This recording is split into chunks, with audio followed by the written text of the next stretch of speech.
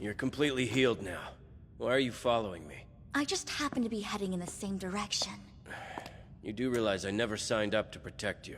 I'm well aware that you have superhuman strength, but I can protect myself, thank you very much. What's going on, my friends? Today we're talking about my status as an assassin. This was episode number 2, and all the things I said in episode 1 are still factual, but I'm going to try and take a little bit different of an approach here. I'm going to call it the Ari Ferretta approach. Now, I think Ari Ferretta was a much better show, much better episode 1. I think it's one of the go-to animes, most underrated of all time, one of my favorites of all time. I don't care what you say. That is factual.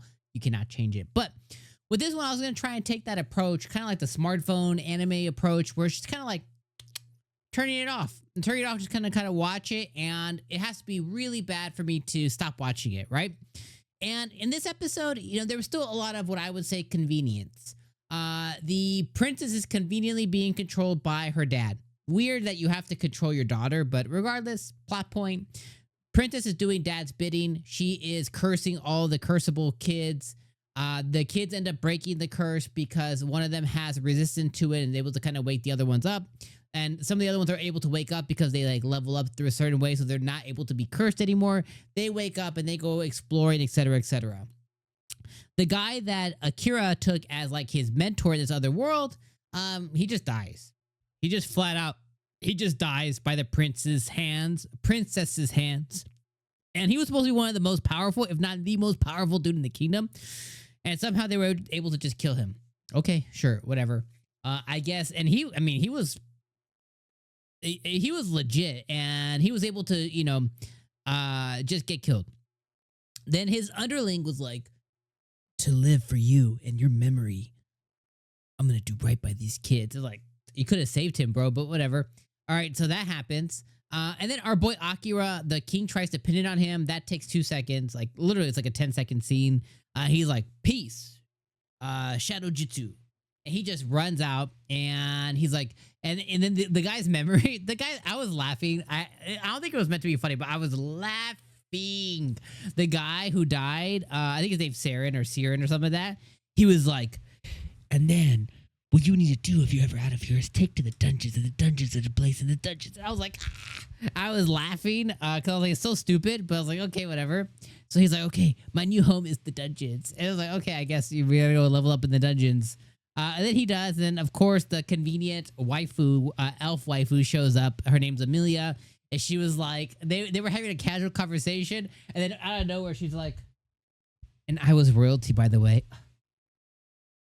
And then this bitch goes back to sleep. I was like, okay. So it's just dumb. It's just dumb. And then she follows him all over the place because, of course, she does. And they end up finding a lot of different like monsters, and they're leveling up together. And they come across a dragon, and they best the dragon. And then I'm guessing the dragon's gonna evolve into a dragon waifu. If that happens, I'm gonna lose my shit. But I don't know what was gonna happen at the end, but I think that's what's gonna happen. And yeah, it was a fun episode. Also, I watched this in dub, which makes it infinitely better because I don't really have to like. There's a certain thing people like, you know, people are always gonna be very sub versus dub. But my reality is when it comes to sub, I have to give it my full attention because your boy knows no Japanese whatsoever, right? Very gaijin over here, so I don't know nothing. So I have to really pay attention because I have to really be able to lock in and read to be able to understand what I'm seeing, essentially.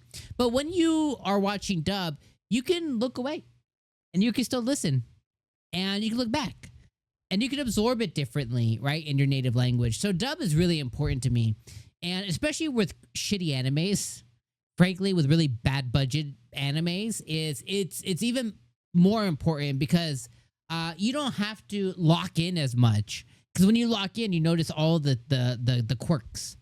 But when it's dub, it doesn't really hit you as much because you don't have to lock in. You just kind of passively watch it. And that's what happened here as well, too. And I really love also that they gave him a brooding voice because he's like, my name is Akira, and I take to the shadows. And you're like, why are you talking like that, bro? Why are you talking like that, brother? And they just gave him a silly voice. So anyways, episode 2, pretty good. I think it was still 6 out of 10, but it was pretty good. It was a fun time. we'll see what episode 3 has for us. All right, friends, I'll see you for episode number 3, hopefully. Peace.